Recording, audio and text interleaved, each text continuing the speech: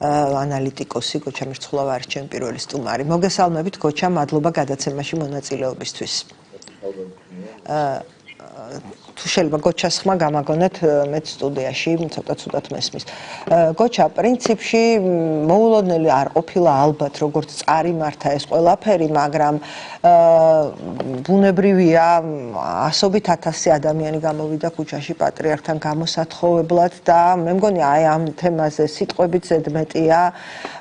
არავის არ ქონია პრეტენზია რომ ვინმე პირველ რიგში ყოფილიყო ადამიანები გულწრფელად მივიდნენ იქ და აცილებდნენ პატრიარქს უკანასკნელ გზაზე. თუმცა ძალიან თვალშისაცემი იყო ოცნების მცდელობა, რომ რაღაცნაირად საკუთარი თავის იდენტიფიცირება გაეკეთებინათ პატრიარქთან და ეს მეტისმეტად ვულგარული ფორმითაც კი გამოუვიდათ, ხო, ძალიან დიდი დოზით ფიგურირებდა ქართული ოცნება აი ამ ვიზუალურ მხარეში. როგორ ფიქრობთ, აი ეს რატომ მოხდა, ვინ დაგეგმა და ვინ გადაწყვიტა, რომ არავინ არ უნდა ყოფილიყო, აი თუნდაც ორი ყოფილი პრეზიდენტი, რომელებიც ცოცხლებიც არიან და არც ციხეში არ სხედან, ხო? მოგესალმებით თქვენს მაყურებელს. ჩემთვის აქ ყველაფერი აბსოლუტურად ლოგიკურია, რაც მოხდა, როგორც განვითარდა პროცესები. როგორც კი საერო პირების მიმართვები იყო სიონში, მე პოსტი დავწერე და ვთქვი, რომ მოდით რა არ მივაქციოთ ყურადღება იმას, რასაც ესენი საუბრობენ და არ დავიწყოთ ამისი განხილვა.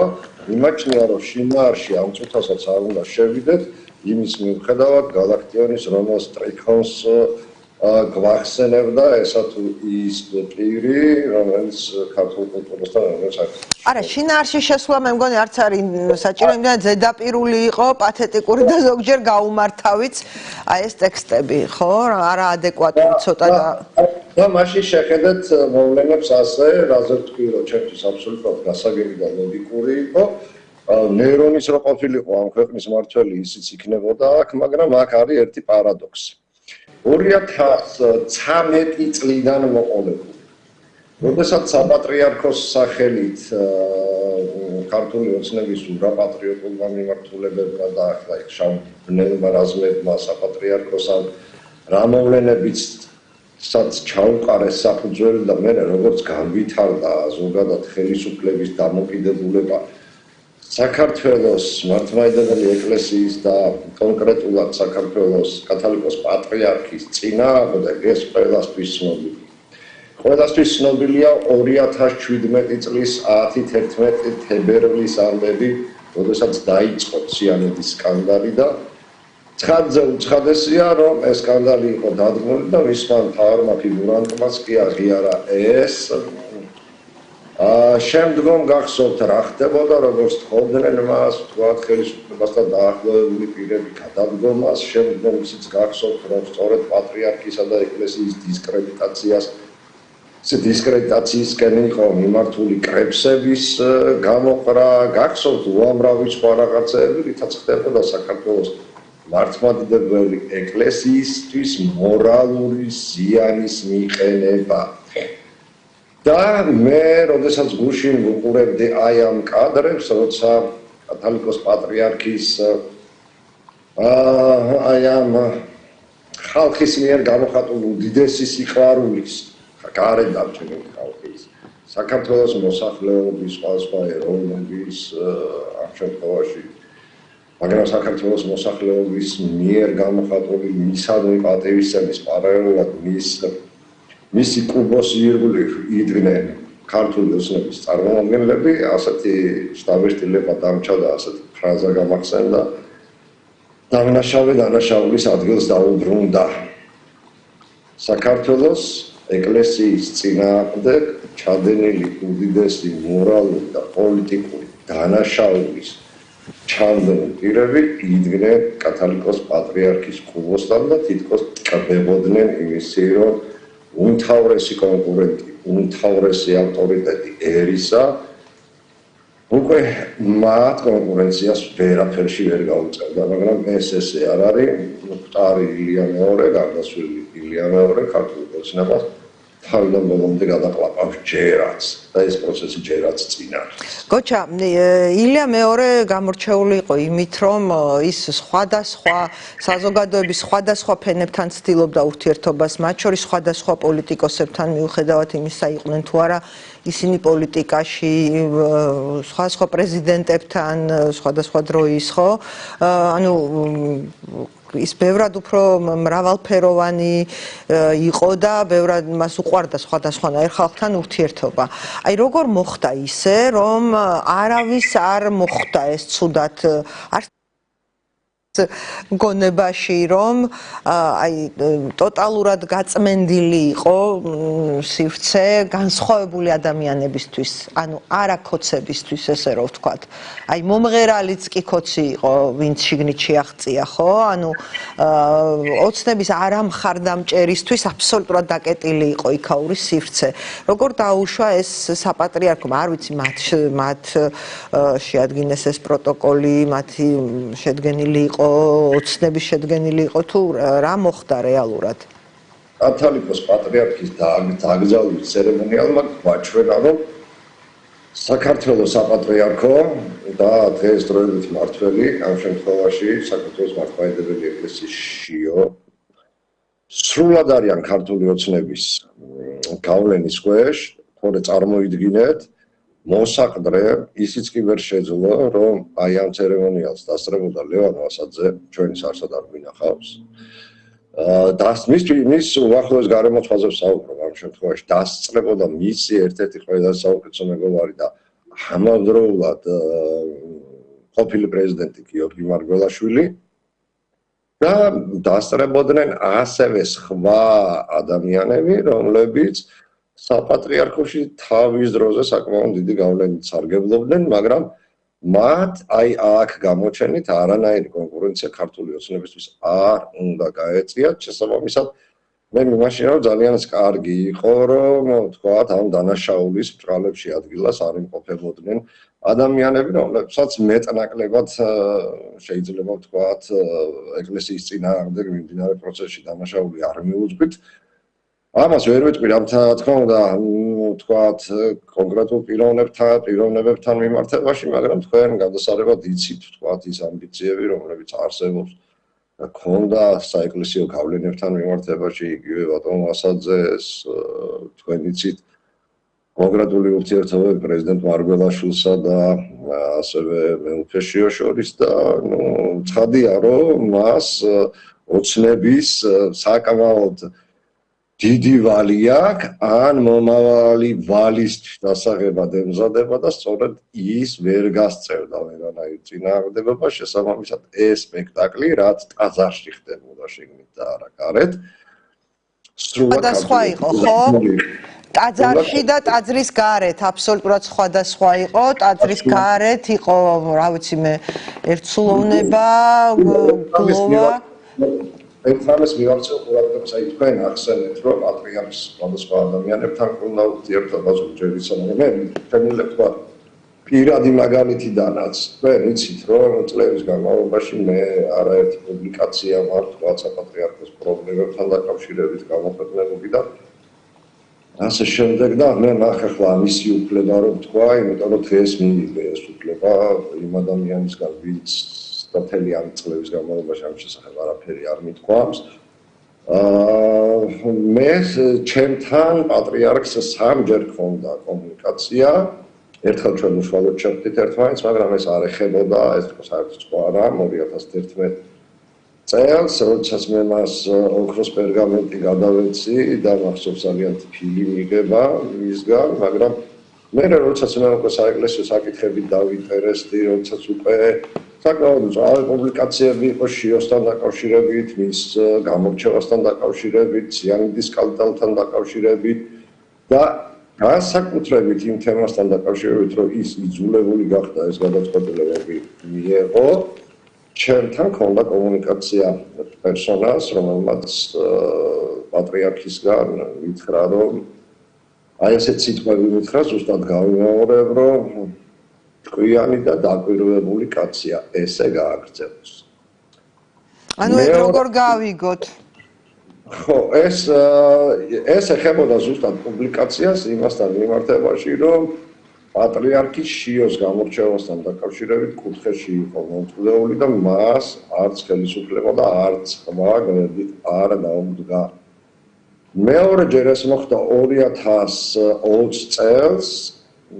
დაახლოებით იგივე სახის ტექსტი იყო და მესამე 2022 წლის დასაწყისში, როდესაც მე აი ასეთი მესიჯი მივიღე მისი უწმინდესობისგან, რომ ფრთხილად იყოს. და ეს შემდგომ ტექსტები იყო იმასთან მიმართებაში, რომ რატო და რისთვის და საიდან მოდიოდა, ახლა არ ჩავღრმავდები ამ სიტუაციებს. პარალელურად მეერე გახდა ჩემთვის გარკვეულწილად ცნობილი ის, რომ რა ხდებოდა კრებსებში, ჩემს პერსონასთან დაკავშირებით. როგორ ხსნიდნენ ტელევიზიებიდან, მათ შორის ოპოზიციურიდანაც, როგორ ცდილობდა მოსაყდრე ჩემთან რაღაც კავშირების დამყარებას და რაღაცებს ეს ყველაფერი წერია კრებსებში, მე არ მომიგონია და ნუ ახლა ალბათ მის უწყებელობას ქონდა რაღაც გარკვეულწილად კიდე დამატებით სხვა ინფორმაციები და მე ამ შემთხვევაში თუმცა ეს არ ყოფილა იმისი განმაპირობებელი, რომ მე გარკვეული სიმწვავე, ვთქვათ, ჩემი დამოკიდებულებებისა შემენელებინა თუ შემერბილებინა, იმიტომ რომ მისგან იყო ფრაზა ნათქვამი გააგრძელოს, ესე გააგრძელოს. ანუ თქვენ რასაც ამბობთ გოჩა რაღაც ისე გამოდის რომ არ ვიცი პატარა გრეჩხას დავესესხო თუ არა რომ პატრიარქი ასე ვთქვათ პლენში იყო არ ვიცი ეს რამდენად შეესაბამება სინამდვილეს მოდით პატრიარქი პლენში არ იყო მაგრამ მოდით ერთ რაღაცა მოდი გავიხსენოთ რამდენიმე მომენტი რა ჩვენ ხო მეხსიერება გვაქვს მეხსიერება არა გვაქვს ვინ იყო წლების განმავლობაში პატრიარქის ოპონენტი ეკლესიაში ჯერ კიდევ სოფლიო საეკლესიო საბჭოს მეუფე პეტრე მახსენდება ხო კიდე სოფლიო საეკლესიო საბჭოს ვიცე-პრეზიდენტი გახდა პატრიარქი, როდესაც მას ობსტრუქცია მოუწყო ეკლესიაში და ერთ-ერთი მთავარი მოქმედი ძალა მაშინ იყო ის ძალა, რომელიც მე რეფორმობდა მართლმადიდებელ მშობელთა კავშირს. ხო. მაგრამ ისინი გავლენიანი ძალა არასოდეს არ იყო საპატრიარქოს შიგნით, ხო? ხო. ეს იყო ძალა, რომელსაც ქონდა, რომელსაც კვებავდნენ ცალკეული მეუფეები, ეპისკოპოსებზე მაქვს საუბარი და თუ გაგიგიათ ამ მართლმადიდებელ მშობელთა კავშირის, რომლის ხელმძღვანელი იყო მეუფეშიო, ერთი სიტყვა ამოგებული, მას შემდეგ რაც რამესთან დაკავშირებით, ეკლესიაში მიმდინარე პროცესებთან, გადაცდომებთან დაკავშირებით, მას შემდეგ რაც მოსაყდრე გახდა მეუფეშიო. უკაცრავად მეუფეშიო იყო ამ მართლმადიდებელ მშობელთა კავშირის მეთაური, ეს არაფორმალურად ერთ-ერთი მთავარი პერსონა, რომელიც აი ამ ორგანიზაციის სათავეში იდგა, სხვათა შორის დიმიტრი შიოლაშვილთან ერთად იყო მეუფეშიო. ხო, არ ვიცი, არ მახსოვს ამდენი მართლმადიდებელ მშობელთა კავშირი კარგად მახსოვს. საეკლესიო საკითხებში ჩახედულ ადამიანებს ეს ძალიან კარგად ახსოვს, ძალიან კარგად იციან. შესაბამისად, მთელი რიგი მიმართულებებით ახლა პატრიარქი პლენში იყო, იმას კი არ მახსოვს. აი, მოდით მაშინ გაგახსენებთ. უბრალოდ მას უწევდა დაბალანსება, მოკლედ აი ამ რადიკალური ჯგუფების. უბრალოდ 2017 წლის შემოდგომაზე ეს არის პატრიარქი უკვე ოპერაციაა, გერმანიიდან ჩამოყვანილი არის, იანიდის საქმე პიქშია. საქართველოში ჩამოდის ილარიონ ალფეევი, რომელიც ითხოვს აი ასე გამოკვეთილად, მკვეთრად აფხაზეთის საკითხის გადაწყვეტას კერძოდ სიმონ კანანელის ტაძართან დაკავშირებით და აქვე აყენებს საკითხს იმასთან დაკავშირებით, რომ გაფორმდეს გარკვეულწილად უნია თემასთან, ანუ რუსებმა რომ მართოს ეს და მართონ ეს და ასე შემდეგ. შემდგომი თემა მიდის ამასთან მიმართებაში, რომ იმის გამო რომ პატრიარქი არის ძალიან ცუდად, ყოველწუთას ის ალმაშიაც უყონდა, უმჯობესი იქნება, რომ ამ მიმართულებას და ზოგადად აი ამ საპატრიარქო საქმეებს საქართველოში უხელმძღვანელობს კონკრეტულმა ფირმა და ალფეევის მიერ სახელდება მეუფე შიოს კანდიდატი. კი ბატონო, ამაზე ჩვენ წინა გადაცემაშიც ვილაპარაკეთ. მაშინ გავაგზავნებ, რაც არ მithქვამს იმას. ამის შემდეგ საქართველოს კათოლიკოს პატრიარქიდან საქართველოს ხელისუფლებას მისდის კონკრეტულ მესტიძინასთან მომართებაში, რომ ის წინა რუსეთი აკეთებს მასე ზაწოლას და ის არის წინააღმდეგი ამისი. საქართველოს ხელისუფლების წარმომადგენლები აბრუნებენ მესის იმასთან დაკავშირებით, რომ ახლა როგორ ჩავერევით ამ თემაში და ეს ამ თემაში ჩაურლობა იყო ეს ქცევა მაშინ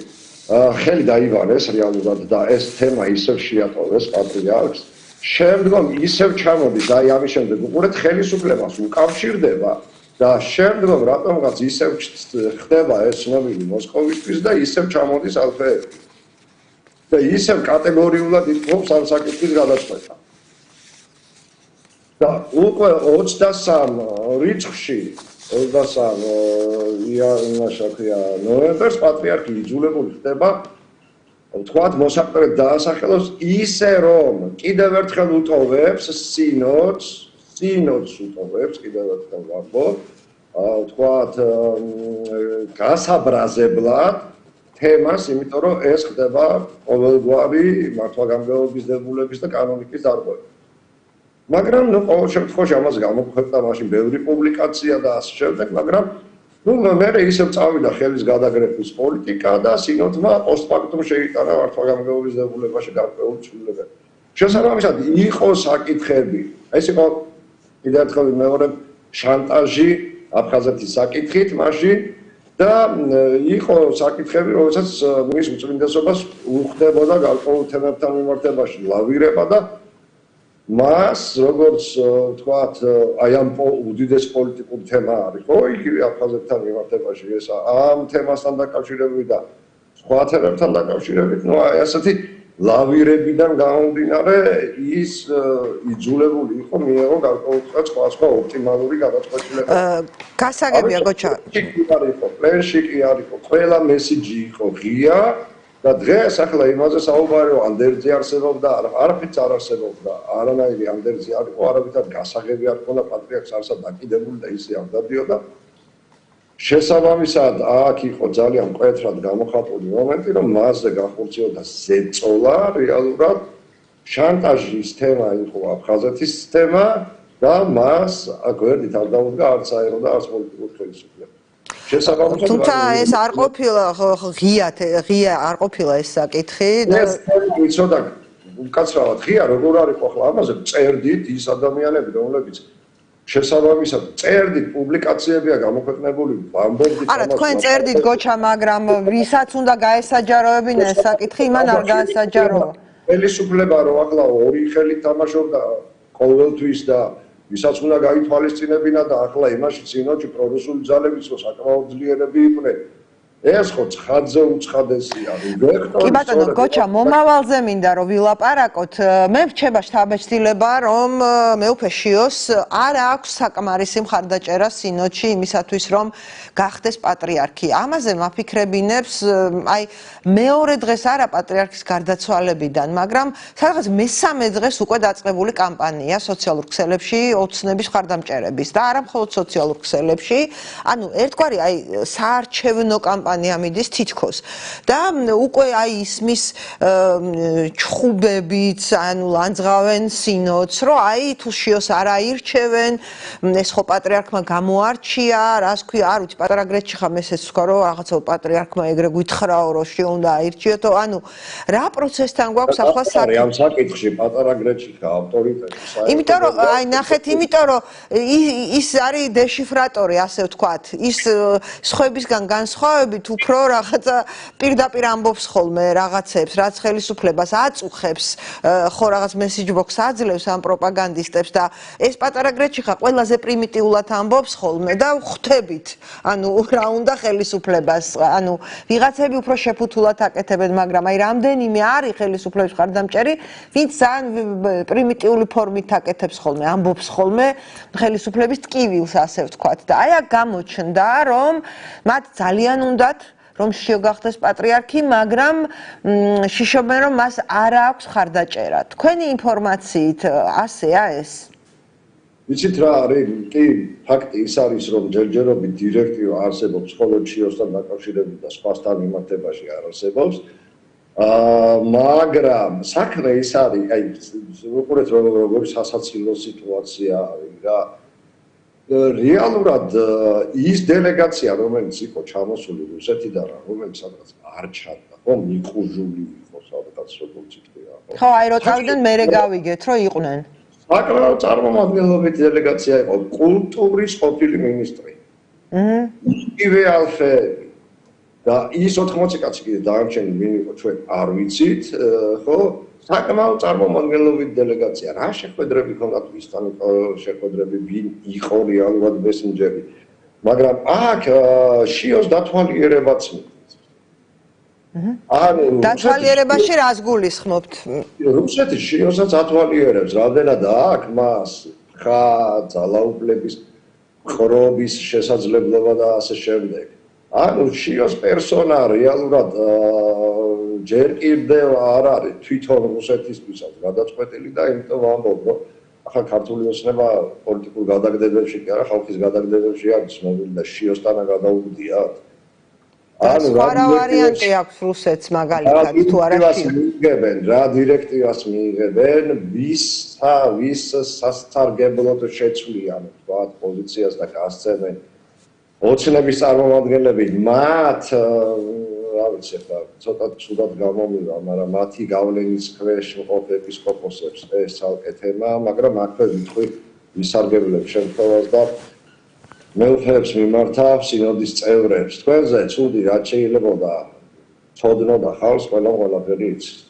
თქვენ ეხლა გაქვთ შანსი გადაარჩინოთ ეკლესია და ამით ის ცუდი ჩამოირეცხოთ საქართველოს კათოლიკოს პატრიარქსაც წეთ პატივი და საქართველოს მართლმადიდებელი ეკლესია დააბრუნოთ იმ ვექტორზე რომელ ვექტორზეც არის მისი ბუნებრივი მდგომარეობა და რომელიც ჯერ კიდევ ჯგუფ ხალხსდელის მიერ იყო განსაზღვრული და რომელსაც უამრავი ქართველი შეეწირა. ამიტომ არც ერთი და კიდევ თუ ვინმეს რაიმე ეჭვი ეტარება. მინდა ვთქვა საქართველოს კათოლიკოს პატრიარქის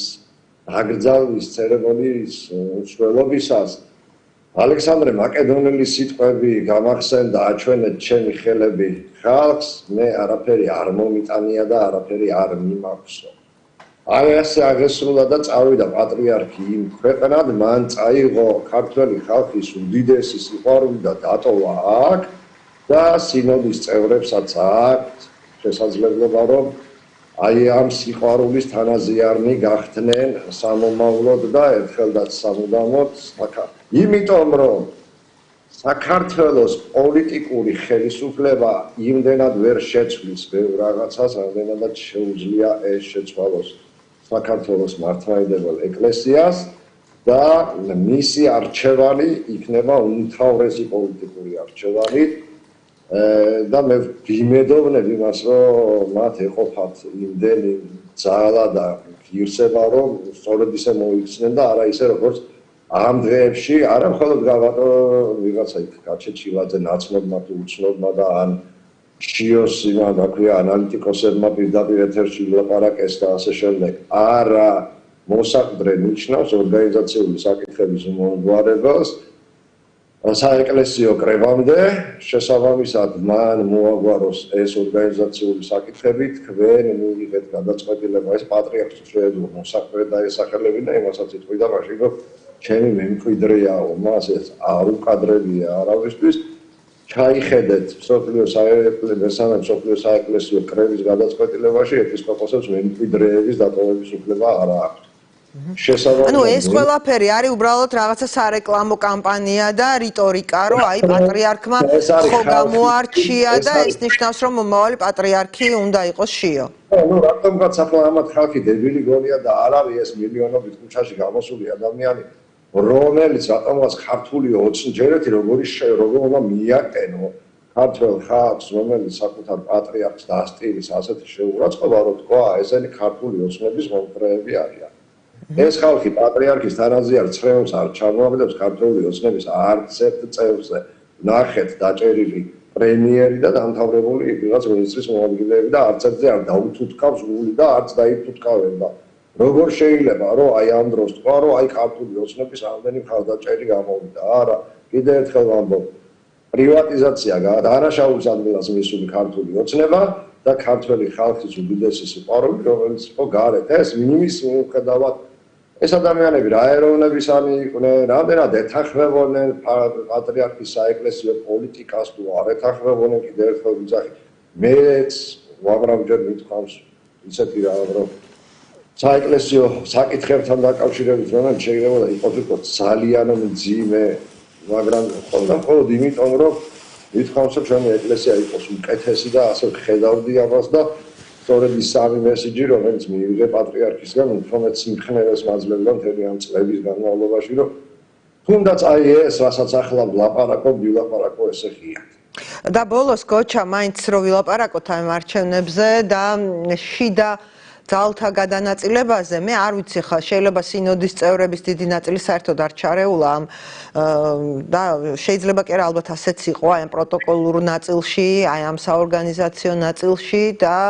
მათი ხელდასმული სულაც არ იყო ის სანახაობა რაც ჩვენ ვიხილეთ არ ვიცი და ისევ არჩევნებზე რო ვილაპარაკოთ მაინც ხო ისე ჩანს რომ გავიმეორებ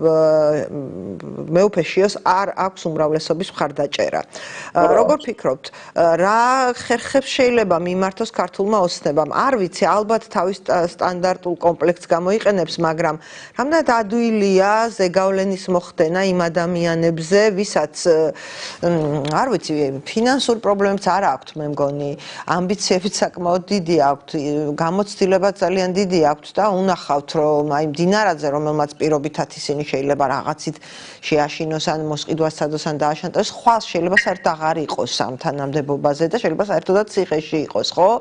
და ანუ ხელისუფლებები არიან წარმავალები და აი ჯობს ის მოიხვეჭო რაც ილია მეორემ მოიხვეჭა ხო ხალხის სიყვარული აი არ ვიცი მაინც პროცესის განვითარებას თქვენ როგორ ხედავთ შეიძლება რომ აი შიოს მოწინააღმდეგე ძალები რაღაცნაირად გაერთიანდნენ და თავისი კანდიდატი გაიყვანონ მე სამ ჯგუფად ვფიქრობ საქართველოს პატრიარქოში არსებულ დაჯგუფებას როგორც ერთი ეს ცოტა რეაქციული ძალები, რომელსაც სულ ძალებს ვეძახი, შავ ძალებს ვეძახი, ეს არიან ნაციონალისტურ პატრიოტული ძალები და არიან რეფორმის მომხრე ძალები და შესაბამისად მინდა ვთქვა, რომ აი ეს პატრიოტული, ნაციონალური პატრიოტული და რეფორმის მომხრე ძალები თუ გაერთიანდებიან, აქ მინიმუმ 21 და მაქსიმუმ 24 ხმა არის. მოიკლას რა ქვია ანუ რეაქციული ძალები მხარს უჭერენ შიოს სულ თავი მოიკლას იმ რა ქვია ივანიშვილმა 24 ხმა ეს არის მაგრამ უყურეთ რა სიტუაცია და რას ველოდებით მე აქ ამ რეაქციულ ძალებშიც ხო არავის არ უნდა წაგებულის მხარეს თამაში ეს ერთი მეორე მომენტი არის პატრიოტულ აი ამ ნაციონალისტურ ძალებშიც არ ამგონია რომ ვინმე წაგებულის თამაში ეს ანუ წაგებულში ამ შემთხვევაში შიოს გულისხმობთ საკმაოდ კარგი ალბო აქვს მაგრამ ერთადერთი მომენტი შიოს გამარჯვებისა არის ის რომ არის 30 ვერცხლი და შიში ნუ პირდაპირ ვა შანსი შიოს პატრიარქოს ხო თუმცა მე მგონი ვერცხლის ნაკლებობას არ განიცდის ეს ხალხი და არა ცოტა სხვანაირი თამაშია მინდა დააკვირდით ვიღაცას ეთქვია რომ შენ პატარა ეპარქია გაქვს და ღარიბი მოგცეთ დიდ ეპარქიას ვიღაცას რაღაცას ეთქვია და ასე შემდეგ და ახლა ვისაც შეუძლია რომ აი კიდევ ერთხელ ვამბობ რომ მიდრეკილება აქვს და ვიცით ჩვენ არიან ხო თუმცა სხვა ფაქტორებიც არსებობს мотиваციისთვის და ხო არ ვიცი მე სკეპტიკურად ვუყურებ რომ აი ოცნებამ გავლენა ყველა კომპრომატი რაც შეიძლება გწოდნოდა თქვა ეკლესიაში არსებულ ვითარებასთან დაკავშირებით და იგივე მეუფეებთან დაკავშირებით, ხო, ყველაფერი ცნობილია, ვინ ბიზნესია, ვინ აქა, ვის რა გადაცდომები აქვს, ვისი ჭიდებებჯერ გამოჩნდა სხვა რაღაცები და ასე შემდეგ. ყველაფერი ცნობილია. ამ რაღაცებთან თავიდან ვინც არ უნდა აშანტაჟოს ეს ხალხი, ისევ იგივე რამე იქნება. ამიტომ მათ აქვთ კიდევ ერთხელ ვამბობ, აბსოლუტურად გადაწყვეტილების სწორად მიღების უფლება და შესაბამისად კიდევ ერთხელ ვამბობ, ერთადერთი მომენტი ან შიში, ან 30 ვერცხლის სხვა არაფერი არ არსებობს და აქვე ვიტყვი ის, რა თქმა უნდა, გაჟღერდა მეუღე ნიკოლოზმა თქვა კიდევ მეუღლის სინოდალური მმართველობასთან დაკავშირებით.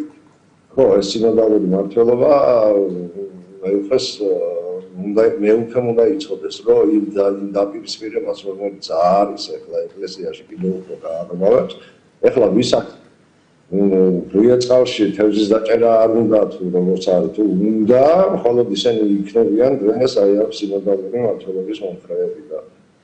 დანარჩენი ალბათ სწავლა სწორი გზით, იმ გზითაც უნდა გამვითარდეს საქართველოს მართლმადიდებელი და გავითვალისწინოთ, რომ ეს ეკლესია არ იქნება არასოდეს ისეთი, როგორც იყო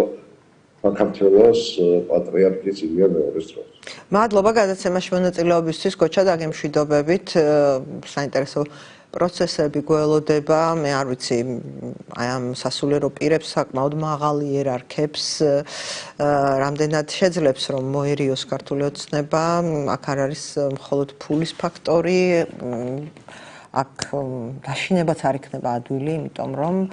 ამ სასულიერო პირებს აქვთ სხვა мотиваციაც, მათ საკმაოდ დიდი გავლენა აქვთ თავის ეპარქიებზე და ისინი არიან მიჩვეული იმას, რომ მათი ეპარქიების, მათი მრევლი ეთაყვანება და ხო აი არ ვიცი ამ დროს ახლა ვიღაც სუსელი მოვიდეს და რაღაც შემოგთავაზოს, ცოტა უცნაურია, თან ისინი გამოცდილი ადამიანები არიან და კიდევ ერთხელ ვიმეორებ, მათ ძალიან კარგად იციან, რომ ყველა ხელისუფლება არის წარმავალი და თან უფრო სწრაფად წარმავალი, ვიდრე შეიძლება სასულიერო ხელისუფლება იყოს. დავბრუნდებით რეკლამის შემდეგ და გავაგრძელებთ იგივე თემაზე საუბარს.